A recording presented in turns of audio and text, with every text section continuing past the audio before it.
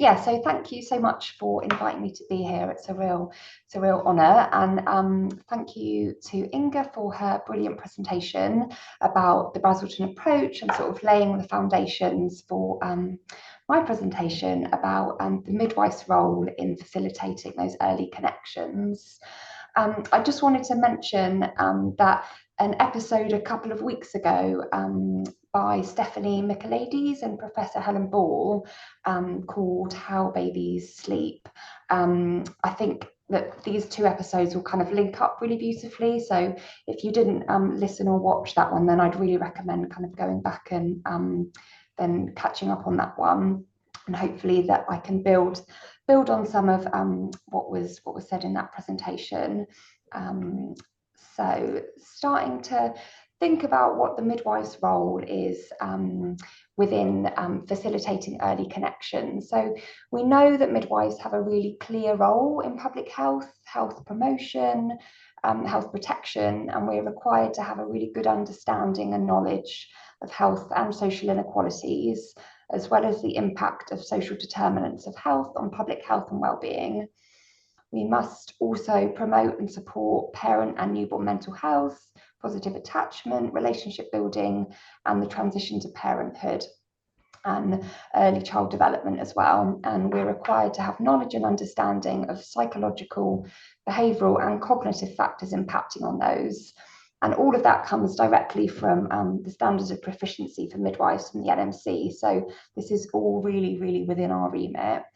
And as Inge has said, we know there's a wealth of evidence now about the kind of critical window of opportunity from conception up to 2 years old. And of course, us in maternity services are, we're offering a lot of our care within that window. And we know that there's even more evidence now, as Inge said, about the first 2 months holding really special significance, a time of both greatest vulnerability for the baby, but almost also an opportunity for clinicians. So that includes us midwives. So we're the professional, seeing the most of the babies at that age. And so as midwives, we've got the privilege of offering universal services to all of our families who choose to access our care. And obviously, we're not only offering universal care, but we're screening families for potential challenges in the parent-infant relationship, along with all the other things that we're screening for. So we're also able to offer referrals to more specialist services, offering interventions in this space. And the referral pathways can vary locally. So those services can be within perinatal mental health services or sometimes within CAMS as well. And just wanted to say, when I first did the MBO training, I can remember really clearly quoting someone else saying that once you've kind of learned the Brazelton approach, you can sort of never unlearn it. And it's really true. It's so much more than just the interactive tool. It's kind of a whole different way of being with a family. So when we're thinking about what we can do to help to support early parent relationships, I think it's really important to think about the relationships in general, the types of relationships that we try to build as midwives and health professionals. We all know that in order to get the most out of our therapeutic relationship, we want the families that we're caring for to feel safe and heard, and that they can trust us. And that's the type of relationship that we're trying to promote between babies and their carers. So when we're modeling those relationship building skills, the families can really feel the benefit of feeling nurtured and valued and listened to. And we need to be approaching kind of all those interactions with a starting point of kind of not knowing, a bit like Inge was just saying, being open to whatever the woman wants to tell us about, what's important to them right now, and not sort of prescribing the agenda for the interaction. And I think that kind of lays a really good foundation for opportunities to support the early parent-infant connection. So what can we do as midwives? So obviously we've got the continuum of our care antenatally at birth and then into the postnatal period. So antenatally, when we're having conversations with families and delivering antenatal education, We can be encouraging families to imagine their baby, visualize what they might look like, wondering what life is like for their baby. Parents might like to spend time touching their bump or observing their baby's movements, and we can start sowing the seeds about baby's movements being a way of their baby to communicate with them and tell them what's going on in their world, as well as obviously being a really important kind of clinical indicator for baby's physical well-being. One exercise that I like to use when I'm delivering antenatal education as a bit of an icebreaker is asking the kind of participants to introduce their baby to the group. So sharing what they already know about their baby, what their baby likes, and what they already know is a really nice exercise. And Brazelton have this really nice poster that you can put up in your clinical areas to support sort of sharing that information with families. And then moving into when we're caring for women and birthing people in the intrapartum period. So kind of building on what Stephanie was saying in her presentation a few weeks ago, it's really important that the midwife caring for the family is observing for those kind of clinical signs of normal transition for babies to extrauterine life. So we need to be trying to kind of handle the baby minimally, trying not to disturb and disrupt that kind of mother-baby dyad, facilitating early and safe, effective skin-to-skin, supporting early feeds offered by a parent. And it is, it could just be as much as sort of sitting quietly and observing and helping parents to recognise some of those early feeding cues. And then as midwives, we're very familiar with the principles of attain, so avoiding unexpected admissions to our neonatal units. And there's lots of reasons why we want to avoid babies being admitted to neonatal units, but we know one of the really important ones is the impact that it can have on the parent-infant relationship. So kind of prioritising that. And then moving into the kind of postnatal period, whether we're caring for our families on our postnatal wards or in the community. There's so many opportunities that we have to support those early connections between caregivers and their babies. So of course, we've got infant feeding support that we're offering families. We need to be really mindful of the baby's behaviour and what the baby's trying to tell us. So if we're thinking about the 6 behaviour states that Inge was saying about, so I've just got them here. So if the baby is in state 6, so is crying and quite distressed, then that that baby is telling us that they're not telling me I want to feed right now. They're saying I need some support right now, scroll down a bit. So it's really important for practitioners to be really mindful of how we're sort of stimulating babies and communicating with and handling babies, sort of modelling that reflexive capacity for parents to see. And then all of that translates also into thinking about our systematic examinations of the newborn, so our baby checks and our NIPE examinations. We need to be really mindful of how we're handling the baby, what the baby is trying to communicate to us, and responding accordingly.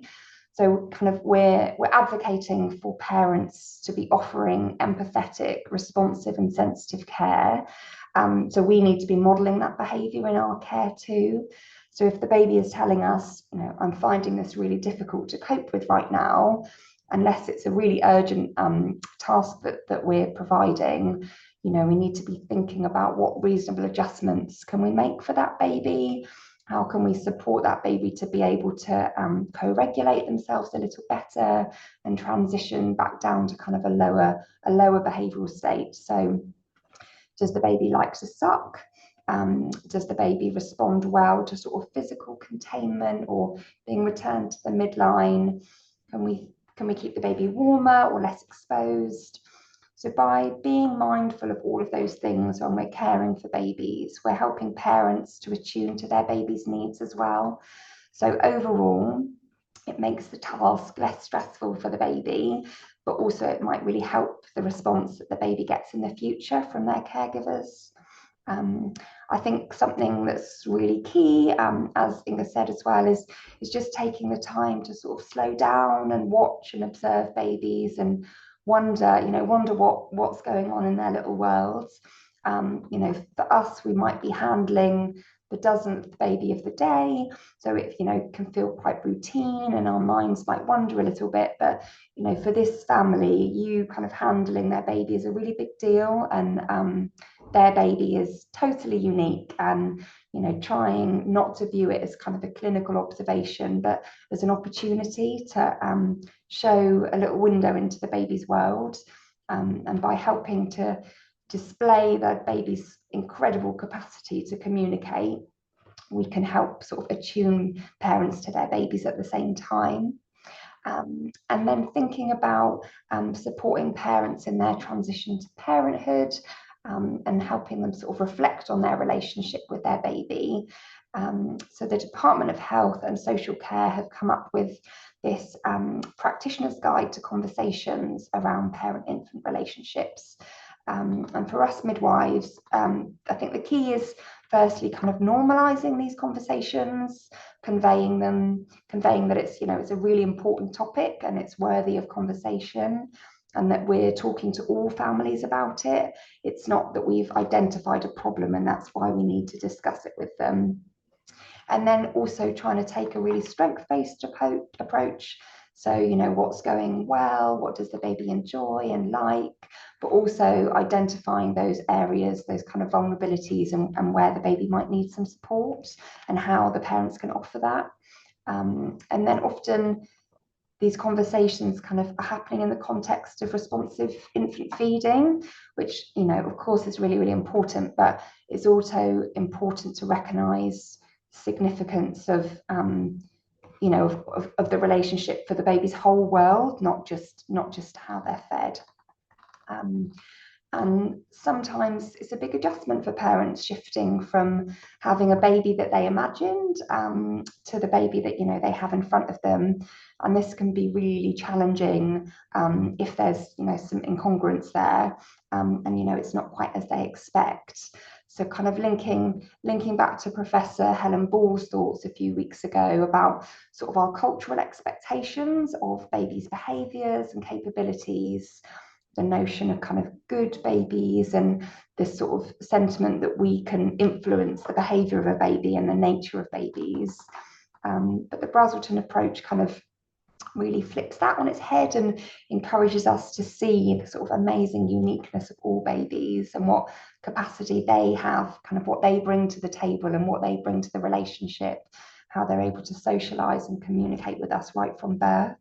And it gives practitioners and parents a really good and grounding of what actually is sort of neurologically typical behaviour of newborn infants, and what that behaviour means.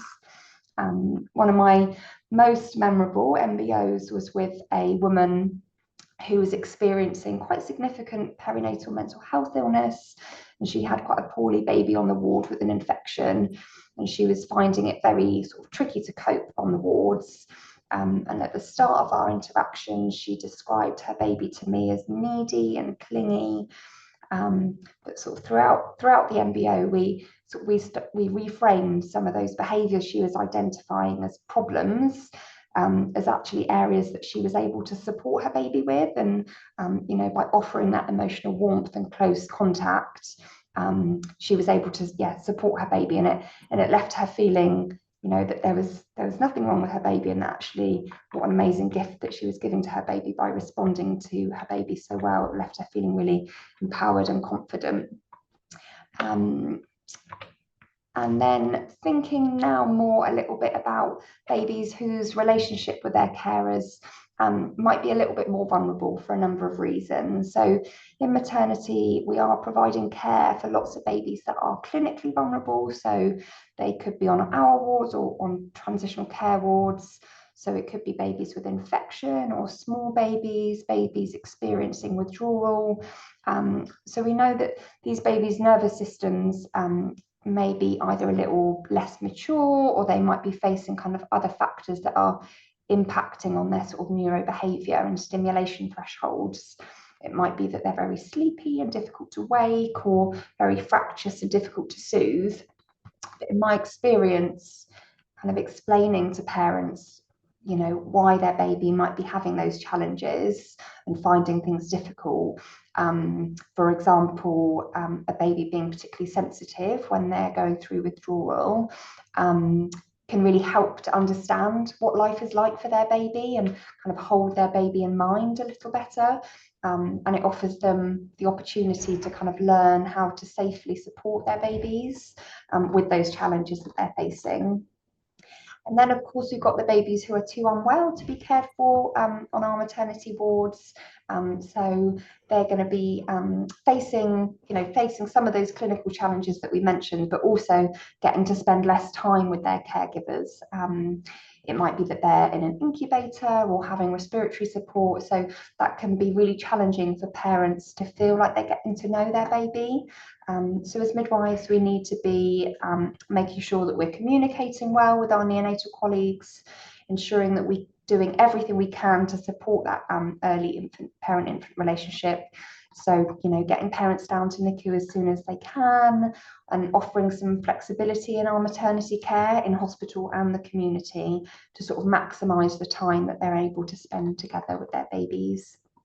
And then, aside from those sort of clinical vulnerabilities that I've mentioned, we also know that lots of parent-infant relationships face challenges due to other vulnerabilities, and these can be kind of coexisting. And we know that kind of adversities, they build up in that layering effect of adversities to have some really big impact sometimes. So we could be thinking about parental mental health illness, a parent's own adverse childhood experiences, social isolation, lone parents, that type of thing. So by having a good knowledge and understanding of how these impact on babies' long-term physical and emotional and cognitive outcomes, we can start to think about how we can promote protective factors such as positive parenting. And it's really important, to acknowledge the challenges that these babies face, but at the same time, it's really important to acknowledge that, all hope is not lost.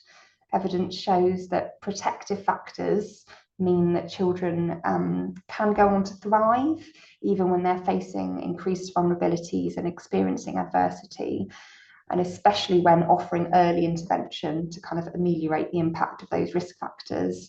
So that kind of goes back to a bit what Inge was saying in her presentations about that kind of early investment in babies, is really cost effective for everyone, really. Not kind of the financial cost, but the social cost as well. And that kind of principle is really laid out in Public Health England's report, No Child Left Behind. And then, so where does MBO sort of fit in within my personal practice? So I offer MBOs as a targeted intervention to families facing adversity. So applying the principles of universal proportionalism to try and reduce the inequalities that those families are facing. I carried out a small quality improvement project, and the service user feedback was really positive. So I've kind of incorporated that into part of my role now. And I should say a really big thank you to everyone at the Brazelton Centre for all their support with that. They've been amazing. And yeah, just to end, to say that MBOs offer a fantastic opportunity for midwives and other practitioners and professionals to gain knowledge, skills and confidence in babies' behaviour, and offer a tool to help share with the families that we're caring for.